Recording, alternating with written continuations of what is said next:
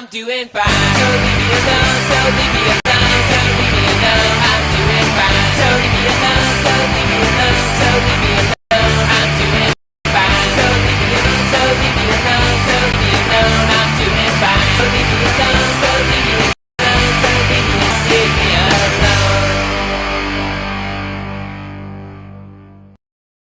Okay, Terry Hellman, I've had 24 hours to think about our show last night, and I'm sorry about everything. You've had a change of heart? I just think that maybe I shot from the hip a little bit too harshly. And while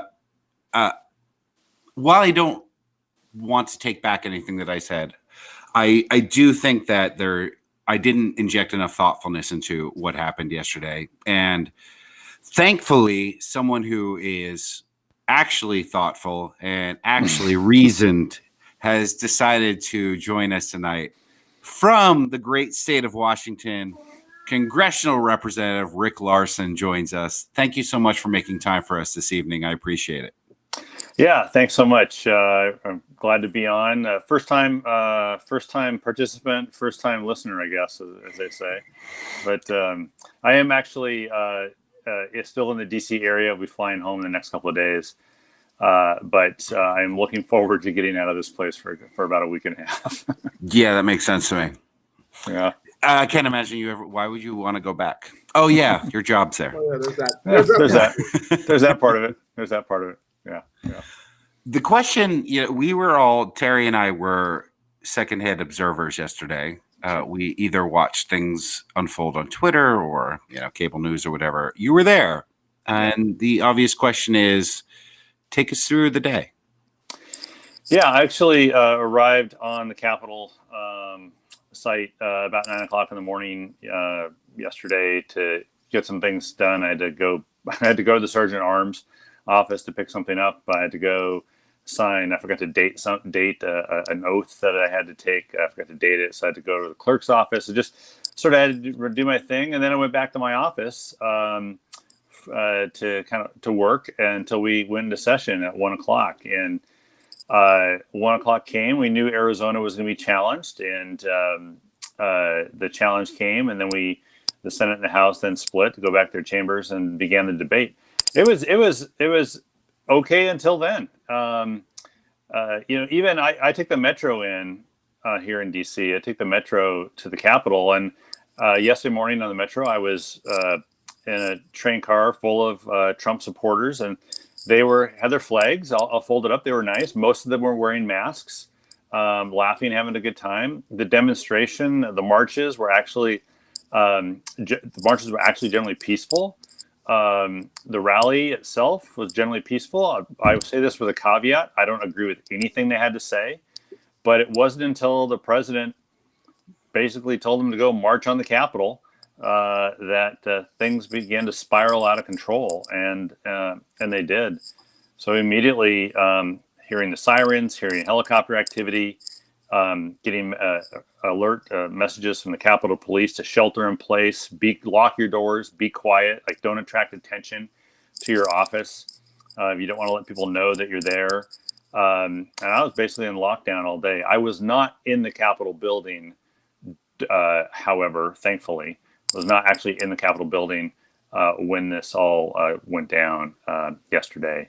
I talked to several people who were. It was frightening enough for me. It was 10 times that for the people, members, and these young staffers who don't get paid enough to do this job, and they certainly don't get paid enough to have to go through what they did yesterday. But it's I've kind of been asked several times how I feel about it, and I'm kind of sad. I'm sad that there's such a disrespect for elections, even among anybody. Disrespect for the process that we've used for 230 years. Disrespect for the Constitution, in my view, and that makes me sad that there are people out there who would go to these lengths, and makes me sad once again that the president proved to everybody who he is. He's a narcissistic liar and many other things as well. You say that that they don't, the protesters there don't believe in the Constitution, but if you ask them, they think that they were there because they were such lovers of the Constitution. How is that discord ever going to be fixed? I don't know. It's certainly a challenge we face in this country. I said they disrespect the Constitution, just to be clear about that, because but they are wrong. They're wrong, like the president is wrong about this voter fraud argument that they make. The states that were challenged, even the states that weren't challenged, all have very clear, very precise ways to run elections that get results, whatever the result of the voting is.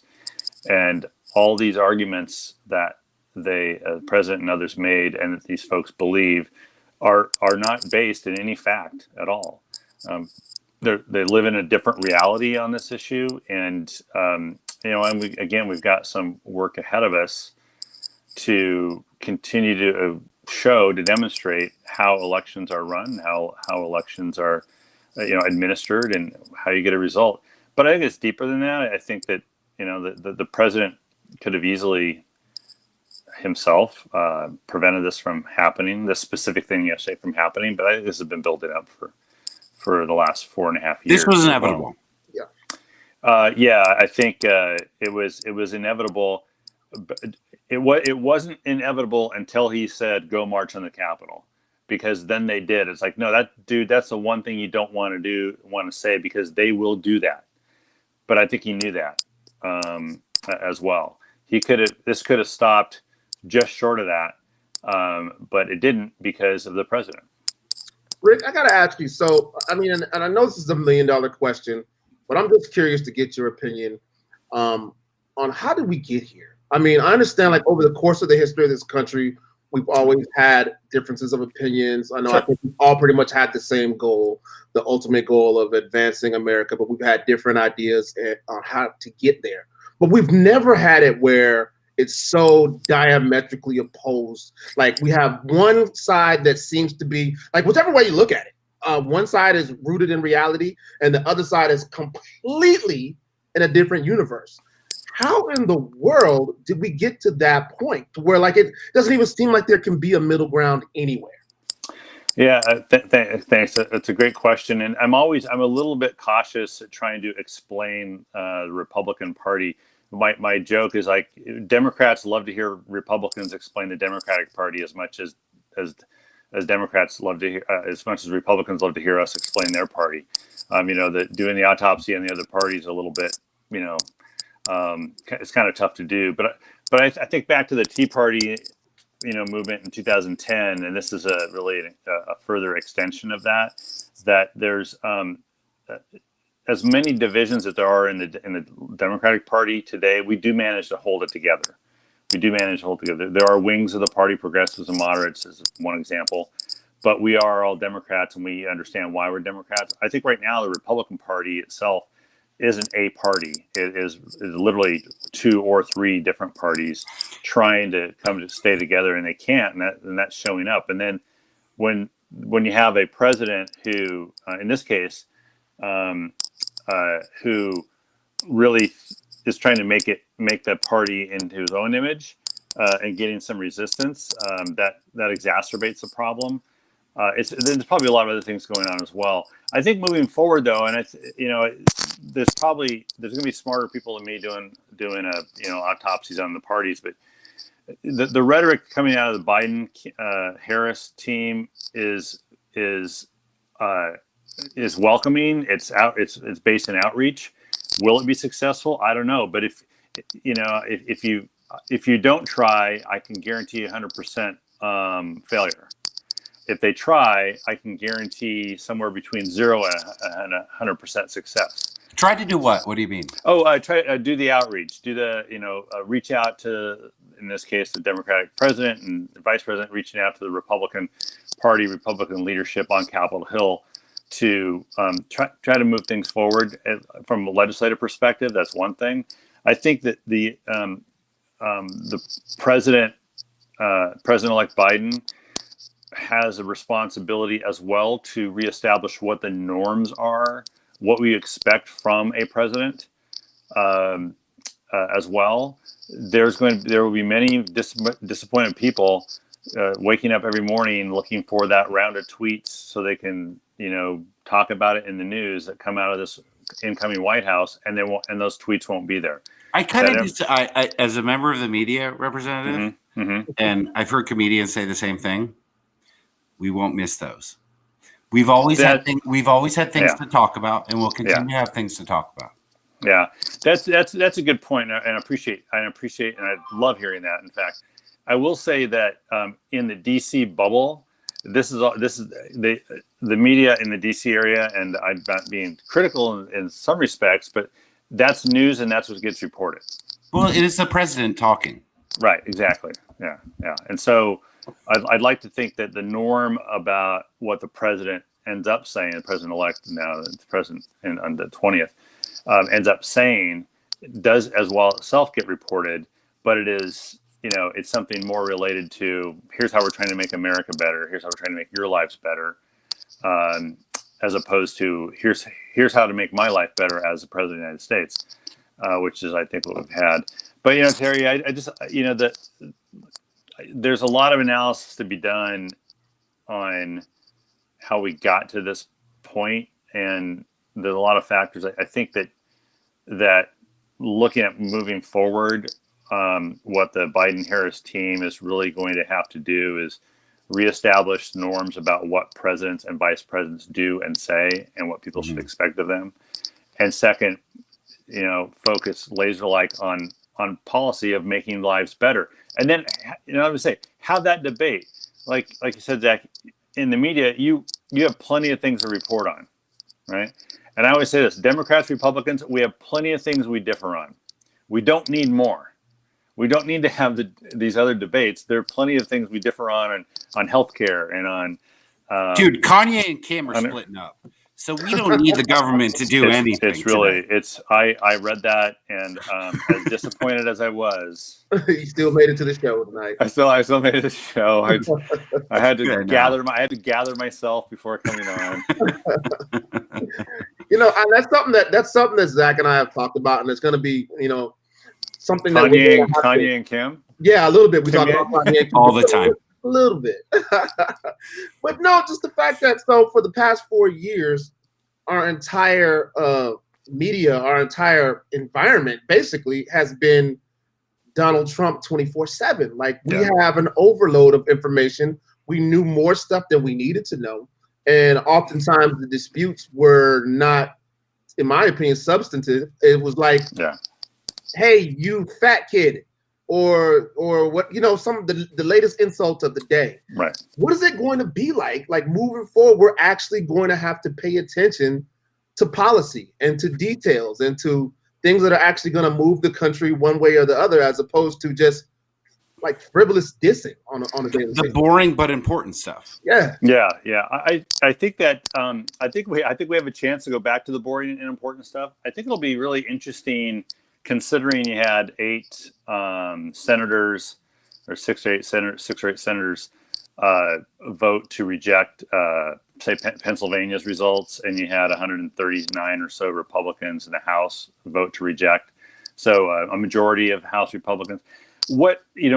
How are those folks going to respond in the next 4 years, 2 to 4 years, from a policy perspective? Are they going to attack the president and the vice president on policy, or are they going to make things personal? I also think it's really interesting. Look, I'm a Democrat, and I'm biased that way, so I want to be really clear about that. It'll be really interesting how Vice President-elect Harris is treated. Not so much by the Senate. She'll be a former senator, and there'll be a level of respect. But I'm wondering, as a black woman, as a black leader, how some of my colleagues in the House are going to kind of respond to her and work with her, because I know some of these folks aren't, they're not fans, and it could be equally ugly, and I don't want it to be, but I think it could be, and because frankly the our country is becoming more diverse in a very good way, and we need leaders to value that, talk about the value of that, and make that the norm that people follow as and make sure the norm isn't one that is, still hangs back in the 2010s. Yeah. Well, Representative, though, you talked about healing, well, I mean, in a lot of ways, you talked about the role that returning to the norm that President-elect Biden and Vice President-elect Harris are going to be charged with. And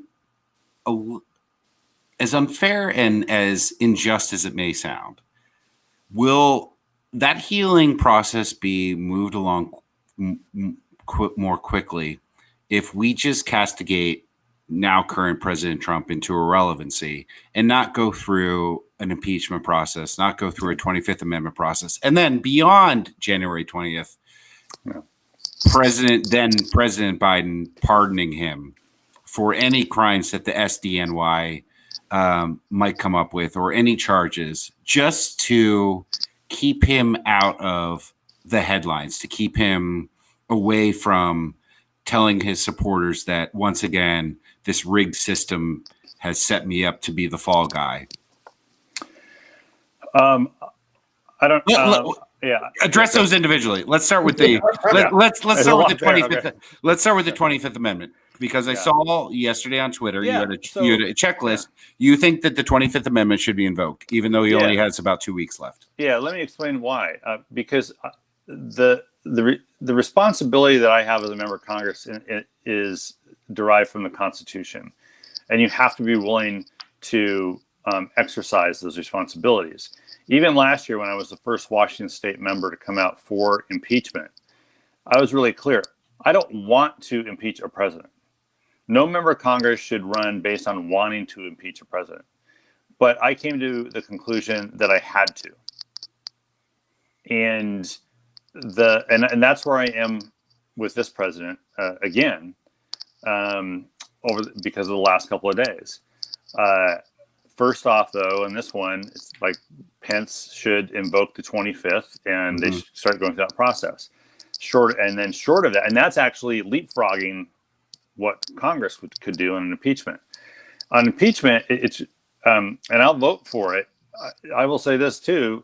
Right now, there are 3 separate resolutions, impeachment resolutions, by 3 separate groups of members of Congress, Democrats. And so, truthfully, unless those get reconciled, and members of the Democratic Party can't reconcile. They couldn't reconcile what type of peanut butter to put on bread, much less, in 2 weeks, much less the language of 3 separate resolutions by 3 separate groups of members. So we actually have a call on Friday the 8th. The Democratic caucus has a call on Friday the 8th at noon East Coast time to talk through some of this and to talk through the events of Wednesday as well, and kind of start beginning to think about how do we investigate what happened on Wednesday, so we can ensure the future security and safety of staff and of the building, but also to have us begin that discussion about what are we going to do over the next 12 to 13 days. What is going to be the direction we take? But realistically, you couldn't even if you started impeachment 3 weeks ago, you wouldn't be able to get it done by January 20th. I'll just say it'll be a huge challenge, even just to do the impeachment in the House of Representatives. Yeah, much less the Senate having 2/3 vote to actually convict impeachment. And it's not going to happen. That won't happen. But I will say, just because something doesn't happen, or you think it won't happen, doesn't mean you shouldn't move forward on it, because that's our job. But even if that means then you're gonna stoke the anger of those 75 million people who did vote for Trump even further, and make it potentially more difficult for Joe Biden to bring the rest of the country together.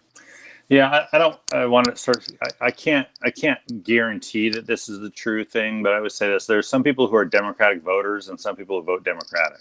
Mm-hmm. Same with Republicans. So 75 million voted for Trump. Not all of them are Trump voters. Some of them are Republicans who vote Republican. Mm-hmm. They're not Trump people. They would have voted for any other Republican as well. But again, the thing is, if the current president violated the law, the question you're asking is it worth investigating and charging, given the split that will result or that will continue as a result? And my view is that, look, if he tries to pardon himself, and there's talk he might try to pardon himself now, it has been, but it's become. Can he do that? Just as a quick aside? I don't think he can. I'm not Okay. a lawyer myself, and I'm certainly not a constitutional lawyer, but I play one on TV. I've watched a shitload of lawyer TV. Exactly. But I don't think that he can, and I don't think he can and get away with it. I mean, he can, but would it hold? And I think there'd be a lot of challenges to whether or not that that would hold, that you could pardon yourself. I don't think the framers of the Constitution envisioned that. I don't think in foundational documents like the Federalist Papers, there's a lot of discussion about impeachment, a lot of discussion about pardons and the powers of the presidency. I don't think they contemplated at all that a president would ever pardon himself or herself at the time, but probably himself. But I do think that, okay, if he broke the law, or an investigation and shows he broke the law, then he should be held accountable to that. Accountability doesn't end on January 20th for him. Accountability ends for us with him regarding impeachment. That is with Congress. So yeah, we've had enough debates about that on this show and everywhere else and on social media. I think we've all had those debates. So I think, and me personally, I think I'm on the train of thought that says, post the inauguration, they should start investigations, or if they have warrants or if they have indictments to hand out, I think they should start handing them out. I mean, I think we've seen through the course of the last few years, through the entire impeachment process, where it said that but him being a sitting president, he would have been indicted. He was, in the situation with Mr. Cohen. For one, he's in the situation where he has tax issues in the state of New York. That's another one. And then all the other issues that we've had since then, the call with Ukraine, the call that we just had a couple of days ago. Georgia. Georgia. It's like a mountain of things that should be prosecuted. And I think that if we do not do that as a country, or as the people who are in charge of our country do not do that, I think that's just going to only embolden not only Mr. Trump, but anyone after him who might say, oh, well, there's the precedent was set in 2016 by President Trump. Yeah, and I think that's the flip side of Zach's argument. And I tend to agree with that more so. And that is that you have to, if you don't enforce the law, why do you have laws? If you don't enforce the norms, why do you have it? Then why do you have them? Isn't that prosecutorial discretion? Like, I feel like Kamala Harris would be able to speak quite greatly on that. Like, and I can't. I know what I want to have happen, but I think if I recall what Biden said during the campaign is that, maybe this total paraphrase here, is that as president, he would neither direct an investigation to be done, nor would he interfere with an investigation that was being done, because we don't do that in the United States. They do that. They literally do that in Russia. They literally do that in Iran. They literally do that in countries that we don't want to be like, where elected leaders direct investigations. We don't want to do that. Just because the current president wanted to do those kinds of things doesn't make it okay, and doesn't make it the new norm. We need to go back to an old norm where elected leaders don't use the legal process to go after opponents. Having said that, if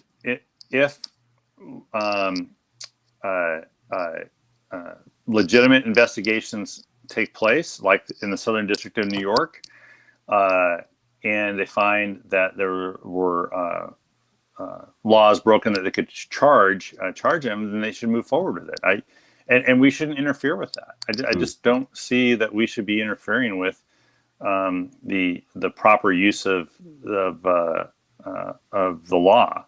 I guess I morally representative, I'm with you. Yeah, sure. But then I also don't want to further upset the centaur man who broke into the House of Representatives yesterday and stood at the podium, because I'm a little bit scared of that dude. You may not have to worry about it. He may be in prison in a couple of weeks. I think he is just the embodiment of quite a few other people.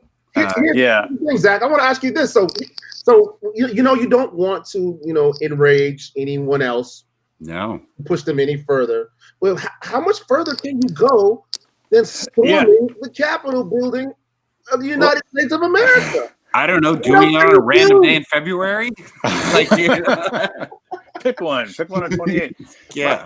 But my point is, like, you can't make that okay. I was just doing a call earlier tonight with a local paper in the Oak Harbor area, and there was a rally yesterday, and they said, well, what would you tell these people that were rallying in support of Trump? I said, they're wrong. Yeah, but I said, no, there's nothing to say. They're wrong. Yeah. So they aren't right. And there is not a space where they are right. They are wrong. Yes. And that's you know what? That's something that I also get into disputes with people about, because you know, obviously we have nothing else to do around these days other than argue with people online. Is people are always, you know, saying, well, what about? It's the whataboutism and both sides of the same coin and this, that, and the third. And I argue that honestly, it's not the same. Right. The two sides are absolutely not the same. If we're just being objective and realistic, one side, like, we need to live in a world. We need to live in a world where a scientist could invent a coin with only one side, because in some ways there's only one side on some arguments, and on the election and the election fraud thing and all that, there is only one side, and it was legitimate. It was done according to law. It had an outcome. One guy won, one team lost, and there's nothing in between. Well, the question I always pose is, if there was fraud committed to make sure Biden won, then why didn't we just do this in 2016? Yeah, or all the time, you know? And so, yeah, and no one can provide specifics. Has either one of you ever, to this day, gotten anyone to express an exact way that the fraud took place? Like an exact example? Of course. Like, since there was thousands and thousands of ballots stuffed, right? How did they manage that? Like, how did they coordinate that? Who stuffed them? I think Terry's question is, Representative, how did we get away with it? I'm wondering, here's what I'm wondering. If somebody was that smart, why are they wasting their time on elections when they could be on Wall Street doing a lot better? Billions of dollars. Wall Street, online sports betting. Why are you fixing the Super Bowl? That's way more lucrative than this. I know. Just for the record, we're joking. For anyone listening, I'm joking. I'm not condoning this activity. It's totally I am not joking, and we're all condoning this. You're trying to get rich. I just cut the interview short by 10 minutes. No, we all very, very much are joking, of course. All right, so Representative, we're going to have a new president, and we always were going to have a new president after November. Yeah, right. Right. My question is, you work in the House, which is I guess it's for me, if I were to be an elected representative, that would be a lot more difficult of a place to work in than the Senate, because the House really only has to sometimes answer to what 250,000 people, whereas the senators have to answer to an entire state. So you have to work with the most entrenched. Yeah. Because we saw the vote when it came to the objections to election results. Yeah. And it was 93-7 in the Senate, but in the House it was much closer. And there's, you have people like Matt Gaetz, who might be a lovely person, I don't know. But you have a lot more of those in the House than you do in the Senate. How do you begin to rebuild the idea that we could possibly work together again with people like Matt Gaetz?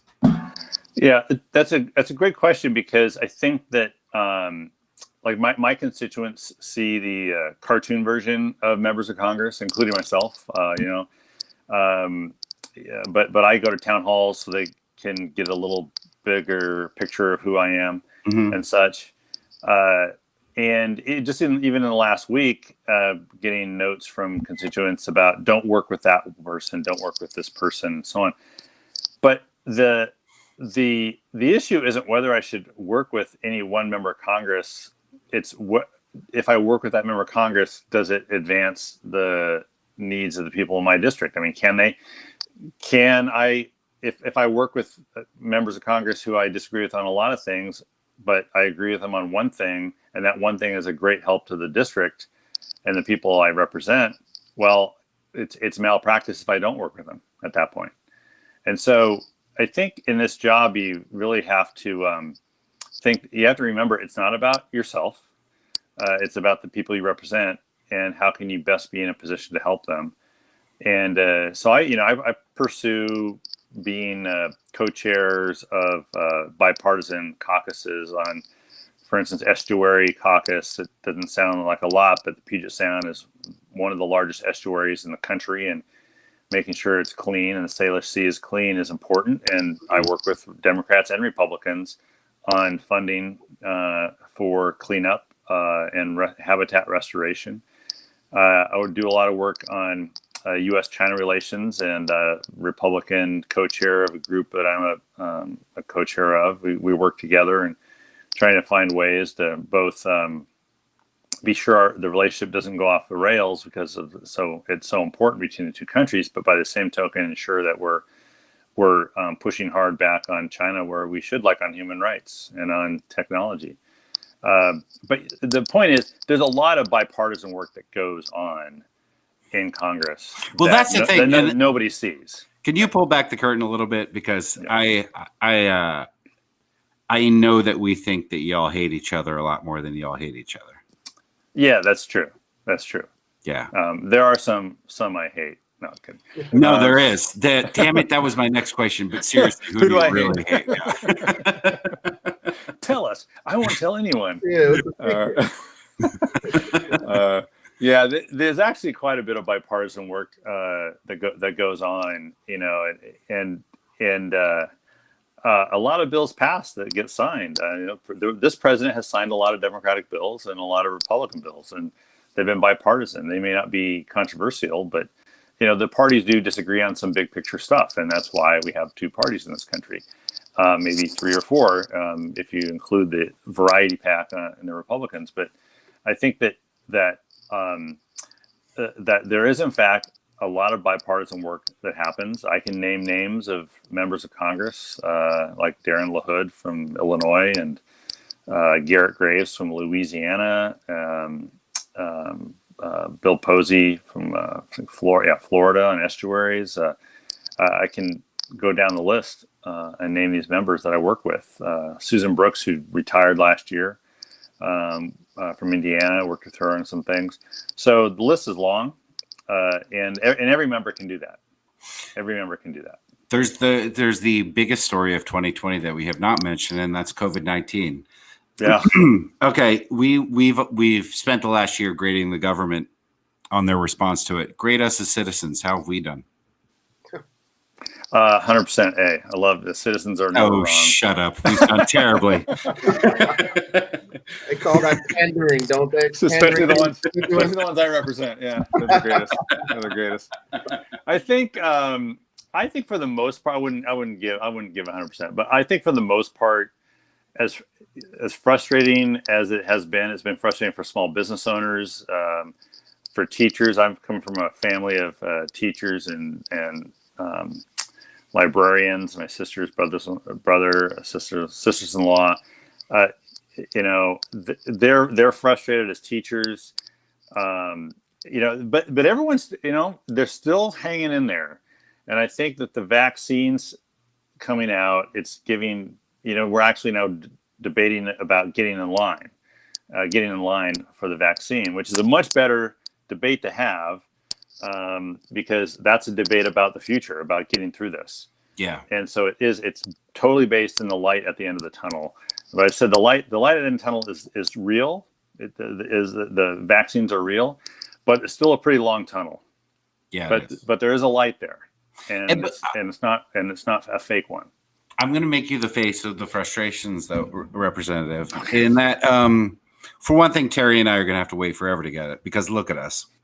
We're goddamn stallions. I mean, do we even need this? You keep saying that. Yeah, but Oh, they're we just got $600. I haven't gotten it yet, but I expect to get it.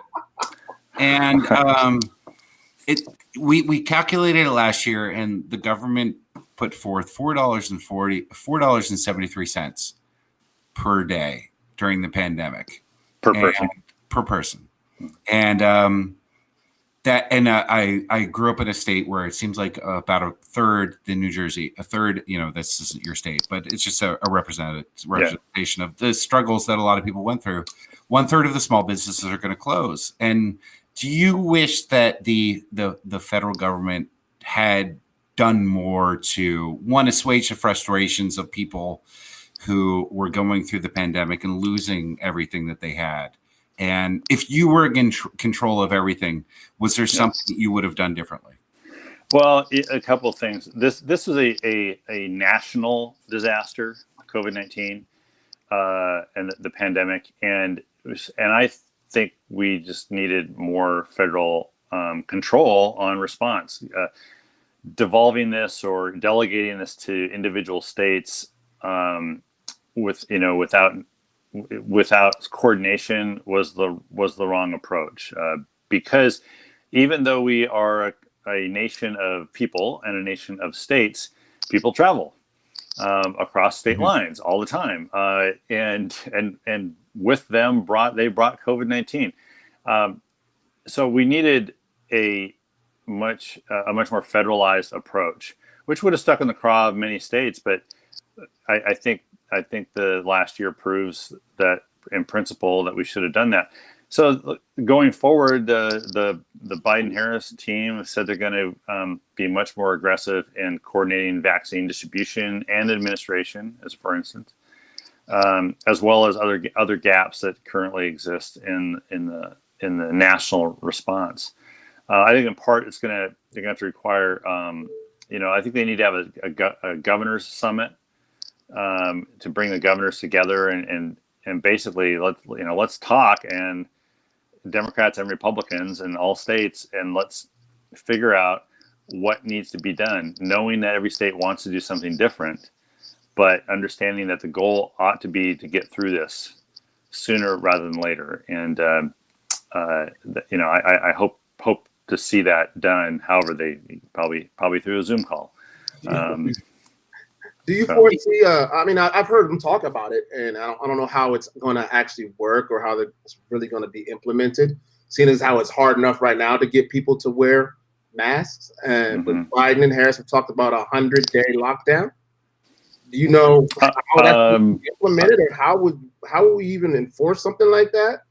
I'm at a loss because I don't recall them saying a 100-day lockdown. I know over 100 days they want to get 100 million doses administered on the vaccine. I've heard that, and I know that the Biden-Harris folks have said they want to mandate mask wearing. Maybe that's what it was. Maybe it was 100 days of mask wearing or something. Yeah, but they can only do that because of our federalized system. They can only do that in places that they control. So federal buildings, federal lands, things like that. So there's some limitations on that. Yeah, that makes sense. What they can do, but I think it is important. I mean, mask wearing works, but I will say mask wearing works, but every once in a while you wear a mask, you do everything right, you practice social distancing, and you get COVID-19. So and I did my prison time in this room that I sit in right now. I have to say, I'm becoming increasingly fascinated with your room and what's behind you, Representative, because especially over your left shoulder. What do you got over there? The mirror? Yeah, what's in front of that mirror? Oh, not to get too intrusive, but Terry's got his cool jerseys. What do you have behind there? That's not even my room. It's not even my house. The people who are here don't even know I'm here. I don't know where I'm at right now. I managed to get their Wi-Fi password, and I figured I'd be fine. I'm good. So No, so I'm in a corner room in our house that we have in the Maryland area. We have a house in Everett as well, and so I actually ended up getting diagnosed out here, and so it was actually worked out. How hard did it hit you?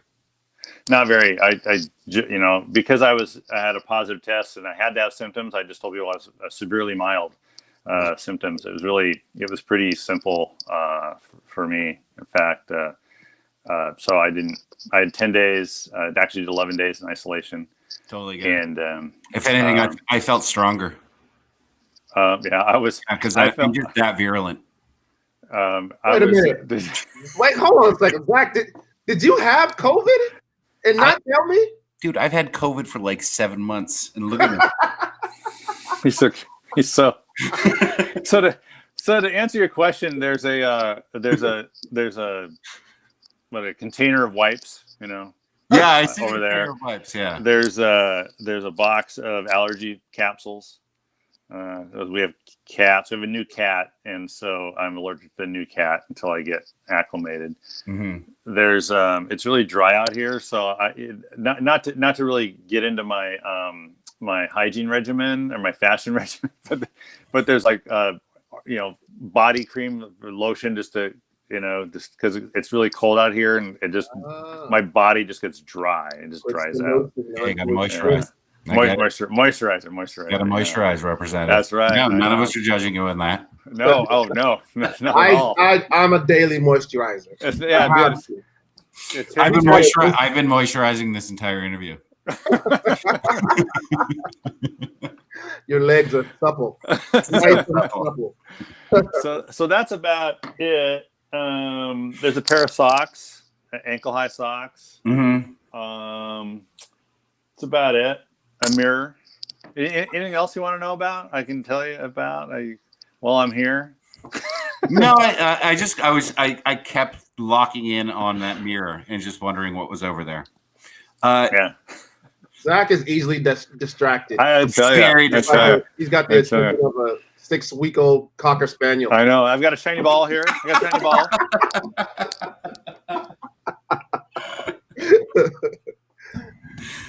So give us, Representative, some things to look forward to in 2021, because I'm still. Everyone was like, "Oh, gone with you, 2020," and then we had Bean Dad, which maybe you're familiar with, maybe you're not, but it was the first internet controversy. Yeah, I tried to look it up to figure out what Bean Dad was, and I just couldn't get It's a man who yelled at his daughter about beans, as far as I understand, right, Terry? I don't know. I don't understand it either. I don't know, but people were upset about it, and we have a friend named Katie Herzog who does a show about internet outrage. So maybe she's the person. Never do an interview with her though. Okay, good. But yeah, give us some things to look forward to. Maybe just some hopeful things that, because you're there in DC, which is I imagine is mostly a sea of negativity, kind of like the Yelp of cities.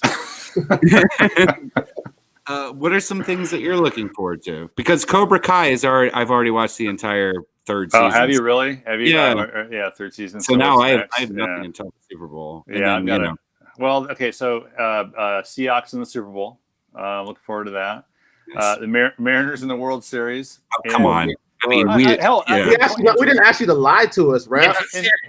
Hold it, in 2040. 2040, yeah.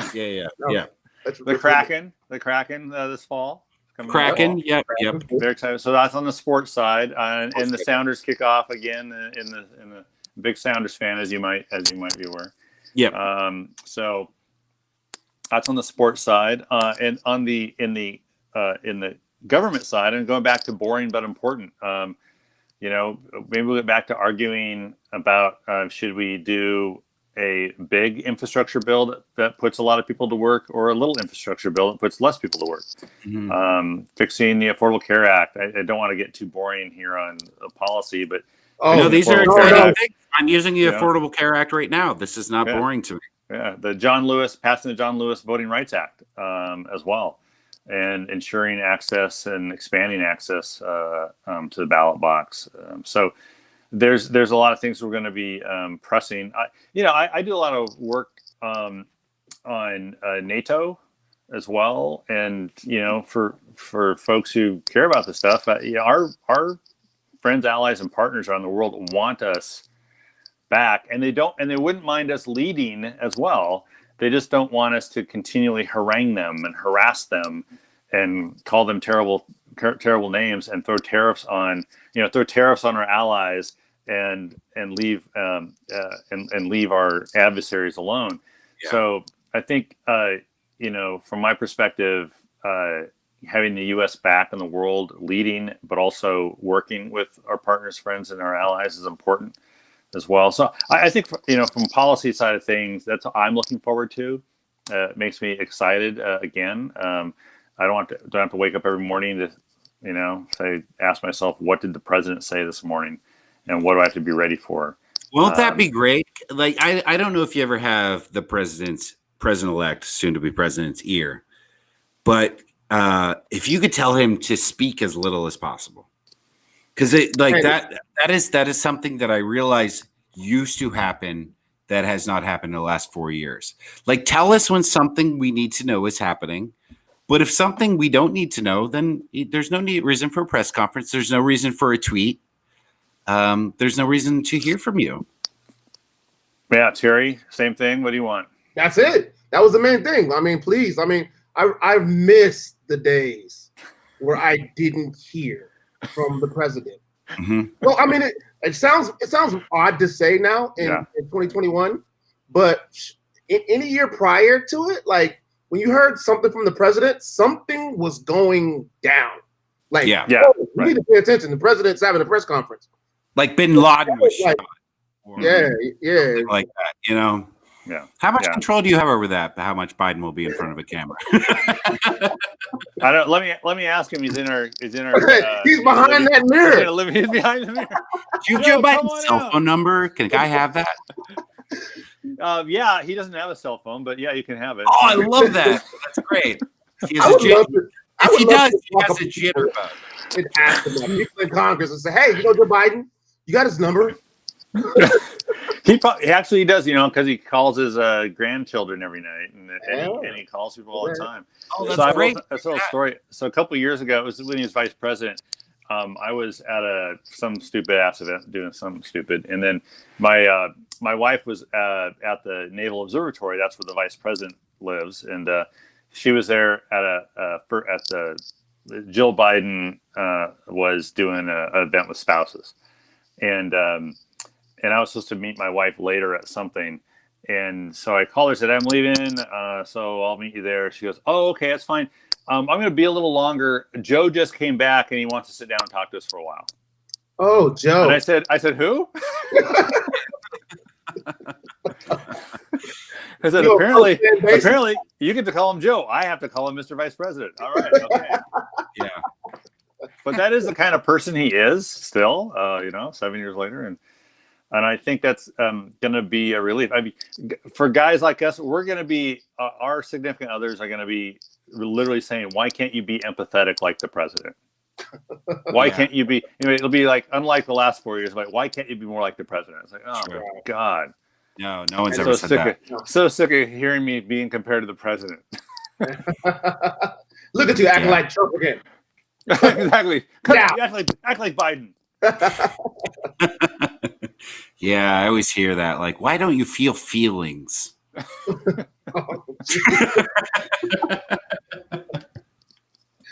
No, I am looking for. Are you going to be? You're going to be there on Inauguration Day, I would imagine. Yeah, even though it sounds like there won't be a big crowd because of COVID-19. The members of Congress, House and Senate, will be there, and I think that's important. I was there with Trump because I think it is important that the legislative body be there to be a witness to the transfer of power. And so I'll be back. I'm flying back to Washington State on Sunday, and I'll be then flying back to DC like on the 19th. So I'll be there on the 20th. Yeah. Mm-hmm. Well, enjoy yourself. I don't know if that's like a day that's actually kind of fun. It might be. I guess I'd have to primary you and beat you to find out. Oh, Making announcements tonight, huh? Get in line.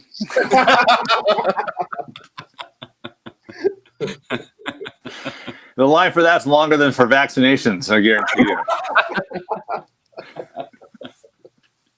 Well, enjoy yourself on the 20th.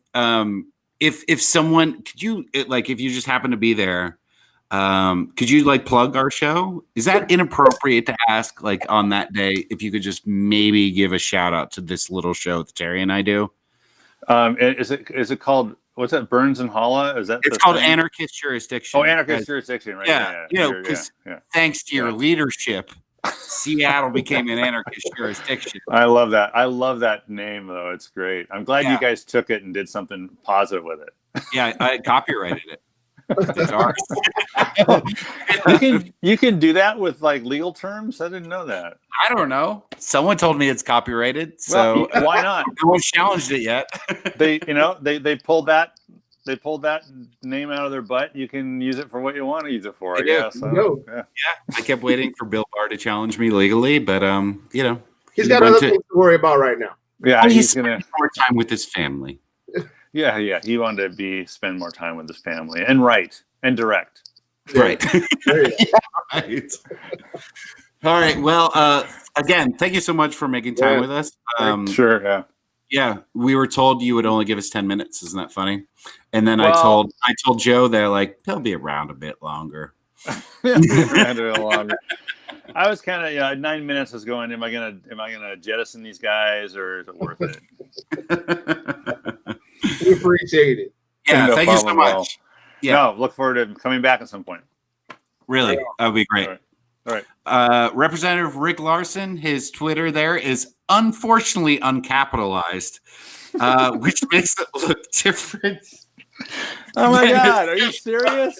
He's never coming back. Only my trolls do that. He's never coming back. Listen, I tried to capitalize it where appropriate, and it wouldn't let me. And also, yeah. So only because I had a Twitter account before Twitter wasn't cool. So, you did. Yeah, I remember. You're the reason I know about TikTok, Representative. Okay. All right. Thanks everybody for watching. Share this if you can, and have fun on the 20th. Terry, talk to you again next Tuesday.